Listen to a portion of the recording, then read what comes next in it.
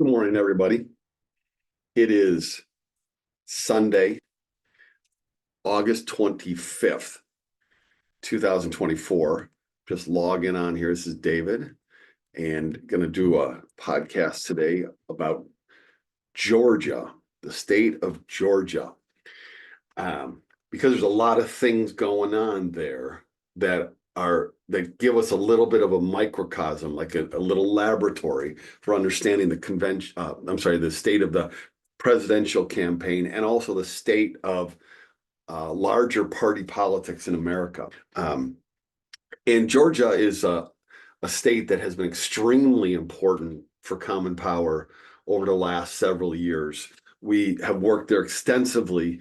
In 2018, we worked for Lucy McBath and Carolyn Bordeaux, two people running for congressional House seats. They both won. We knocked some doors for Stacey Abrams. She narrowly lost for the governor's race, but we began to see this kind of transformational journey in the state towards Democrats, with Atlanta leading the way. In 2020, our team Georgia did just tons and tons of remote work, and we won the state with Joe Biden by 11,000 votes. And Donald Trump said to Brad Raffensperger, the Secretary of State, go find 11,000 votes. That's all I'm looking for to win. It was a complete act of attempting to overthrow a fair and free election. And then because of the runoff rules in the state for the Senate, where if you don't get 50% of the vote in the general election, then you go automatically to a runoff of the top two candidates. And that happened in both of the Senate seats in Georgia, U.S. Senate seats. And 2 months later, in January of 2021, on January 5th, Raphael Warnock and John Ossoff won election. Warnock was the first African-American senator in the history of Georgia. But he's more than that. He's one of 14 African-American senators ever in the United States, just a travesty. And when you look at the former Confederacy states, there have been a few African-American senators in the former Confederacy states, 11 states across the South. There were 2 in Mississippi in Reconstruction. And then in order, there has been Tim Scott in South Carolina, including today, and Raphael Warnock in Georgia, just 4 in those 11 Confederate states ever. And Warnock is the only one who initially gained office through a popular vote. The others all were appointed by a governor or by the state legislature. Warnock won the vote in 2020 and came in through the front door of American politics. And when he did that, he helped to bring along his colleague, John Ossoff. John Ossoff won in 2020 also. And Ossoff is Jewish American, and he is the first Jewish American senator in the former Confederacy states since the 1880s. So just a remarkable set of developments in Georgia, and we were part of that. And that gave the Democrats 50 seats in the Senate. Tie-breaking vote goes to Vice President Harris, and the Democrats have been able to appoint hundreds of federal judges because the Senate is crucial in approving those. So we worked in the general election. We worked remotely. We worked in the runoffs in 2020. In 2022, we came back to Georgia in person. We worked for B. Wynn for the Secretary of State position. We worked for Raphael Warnock again because he had to run again for the U.S. Senate seat. And Warnock again went to a runoff and won that runoff. And we helped him to win. B. Wynn did not win, but she helped to bring a coalition along that did help Warnock to win. And we were there on election night in 2022 when Warnock spoke in Atlanta. Raphael Warnock and John Ossoff then are these two U.S. senators, and it is in Atlanta where Kamala Harris gave an electrifying speech 2 weeks ago when it was clear that she was going to be the nominee, and it was her first major presidential speech. She went there to speak because Atlanta and Georgia mean so much. It is the only state in the United States out of the 50 in this country that when you look at a map and you look at the colors of red or blue for politically, and you look at those red or blue indicating which presidential candidate the state voted for. Georgia is the only state in the country that we shouldn't take all 50, we should take 48, take the 48 that are contiguous to one another. It's the only state that does not touch another state of the same color. It's surrounded by red. It's an island in a sea of red. And so that alone makes it so incredibly interesting. There is no red state surrounded by blue, and Georgia's the only blue state surrounded by red. Makes it incredibly interesting. It also tells us that there's something about the changing trends in the state. And also probably something about the past and how the historical past and the fight for civil rights as exemplified by W.E.B. Du Bois, who taught in Atlanta, and a John Lewis, a Maynard Jackson, the first Black mayor of Atlanta,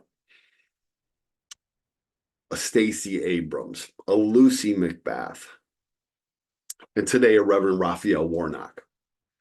So it's a place of massive importance, and for Common Power, a place that's very centered to our heartbeat.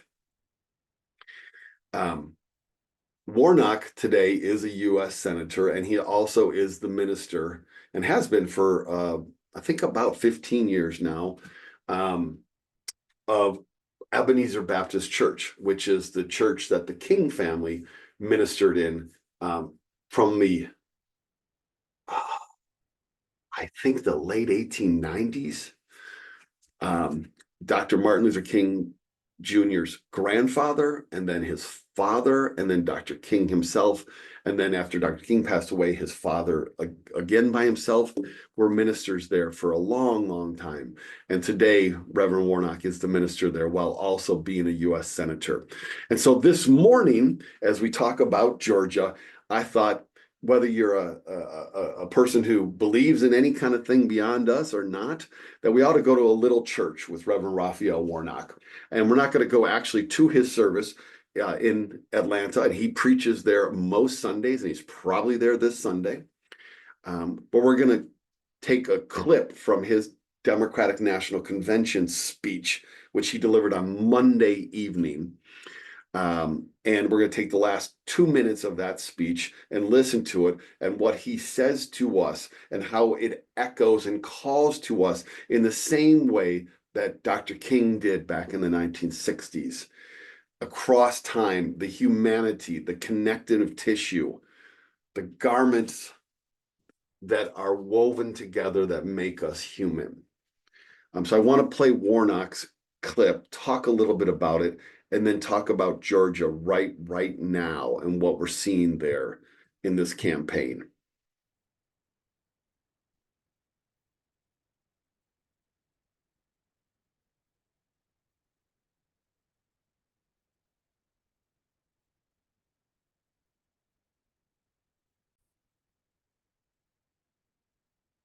And so I'm convinced tonight that we can lift the broken even as we climb. I'm convinced tonight that we can heal sick bodies. We can heal the wounds that divide us. We can heal a planet in peril. We can heal the land.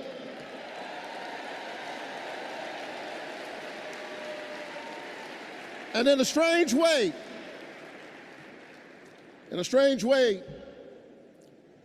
the pandemic taught us how. A contagious airborne disease means that I have a personal stake in the health of my neighbor. If she's sick, I may get sick also. Her health care is good for my health. I'm just trying to tell you that we are as close in our humanity as a cough. I need my neighbor's children to be okay so that my children will be okay. I need all of my neighbor's children to be okay. Poor inner city children in Atlanta and poor children of Appalachia. I need the poor children of Israel and the poor children of Gaza. I need Israelis and Palestinians. I need those in the Congo, those in Haiti, those in Ukraine. I need American children on both sides of the track to be okay. Because we are all God's children. And so let's stand together. Let's work together. Let's organize together. Let's pray together. Let's stand together. Let's heal the land. God bless you. Keep the faith. And so But he's clearly a pastor, a preacher, and very powerful stuff. And it absolutely shares the jet stream of civic faith that ministers, particularly African American ministers in our society, have delivered for generations. His church, Ebenezer Baptist Church, is on Auburn Avenue, which is the heartbeat of the Black community in Atlanta. And it is on that avenue that folks have fought for civil rights. The Southern Christian Leadership Conference has its office there. It's where the Student Nonviolent Coordinating Committee had its offices in the 1960s. It's where Georgia State University now resides as the university in this country that turns out more bachelor's degrees to African American students than any other college in the country on an annual basis.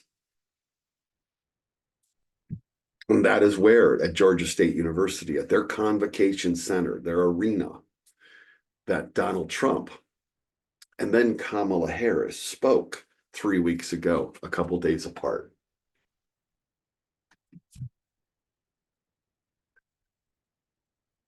In Georgia, here's a few things we see today that tell us just how important that state is and also what trends we're seeing.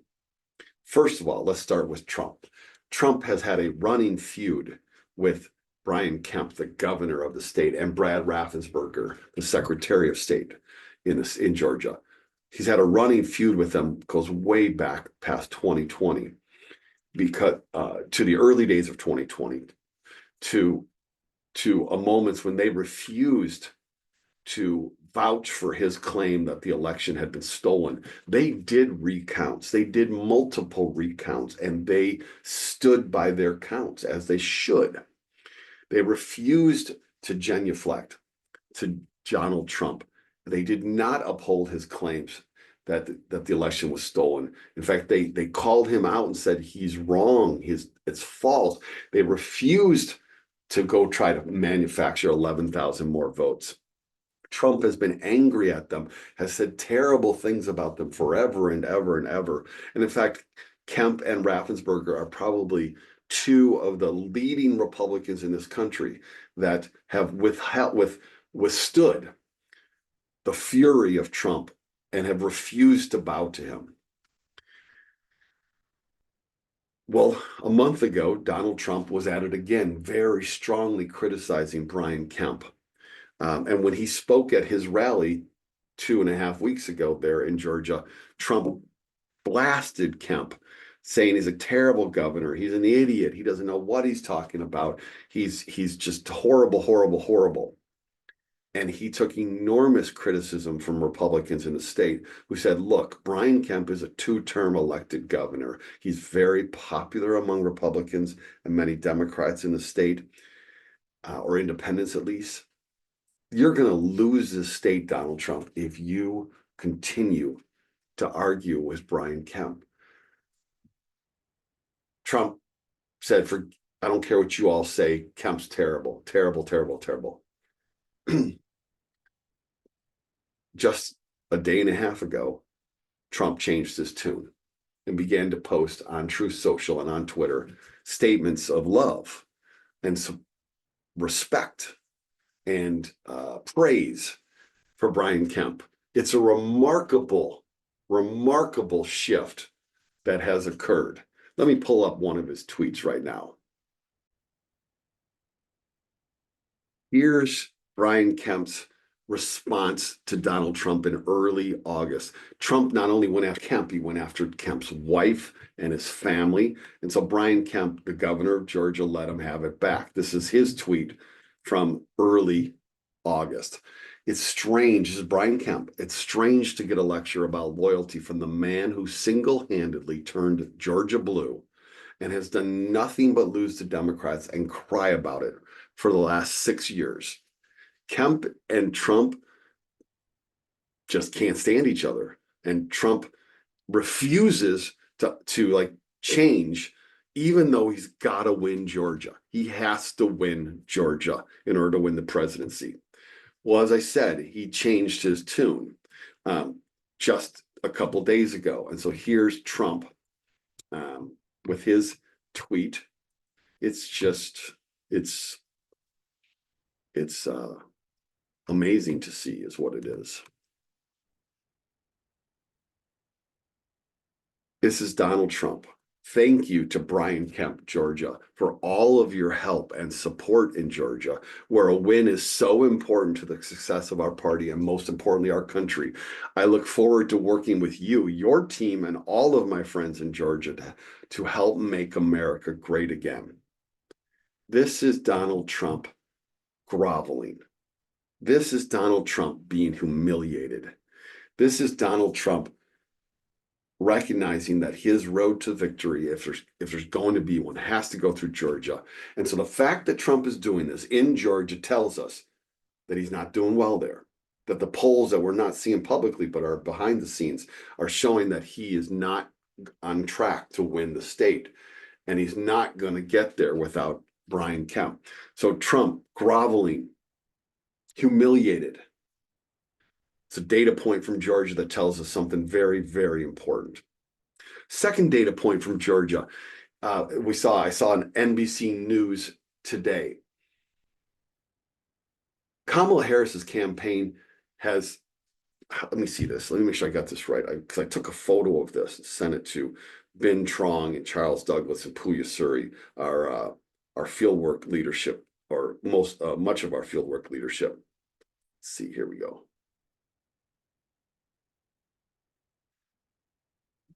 The Kamala Harris campaign has 400,000 volunteers who have signed up to do work in the state of Georgia.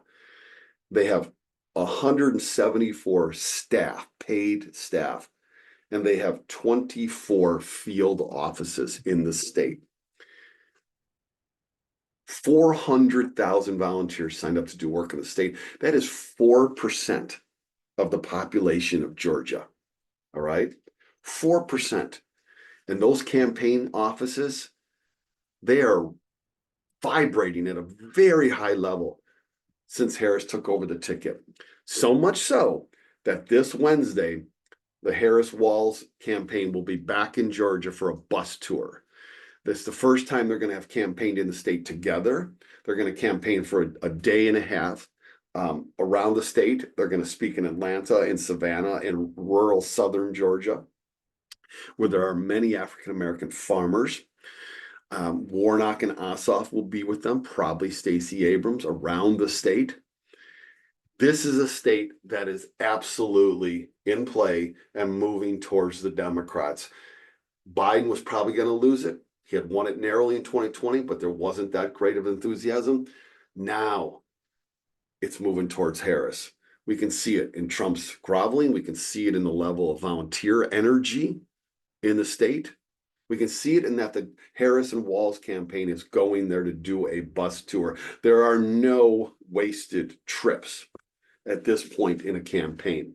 We've got a little over 2 months to go. Every trip matters. Every campaign appearance matters. Third, last data point from Georgia. Georgia's population is growing and growing. People are moving back to Georgia or into Georgia. Atlanta is drawing them. Highly educated people who had left Georgia during the Great Migrations and had moved north or west are coming back. Others are moving there because of the economy, because of the education, because of the vast kind of cultural entertainment opportunities, because of closeness of the ocean. Savannah is a beautiful place over there. That population is growing. And as it grows, it's diverse and younger. So that is one of the defining characteristics of Georgia and also North Carolina, right next door to the east. If North Carolina were to go blue, and remember they did vote blue in 2008 narrowly for Barack Obama, then the fact is that Georgia would have the chance to be touching another blue state. And then North Carolina touches Virginia, which has become a blue state on the federal level. And that island that is Georgia begins to have partners around them. The population that's moving into Georgia is growing rapidly. They are younger, they are they are racially diverse, and they are politically liberal.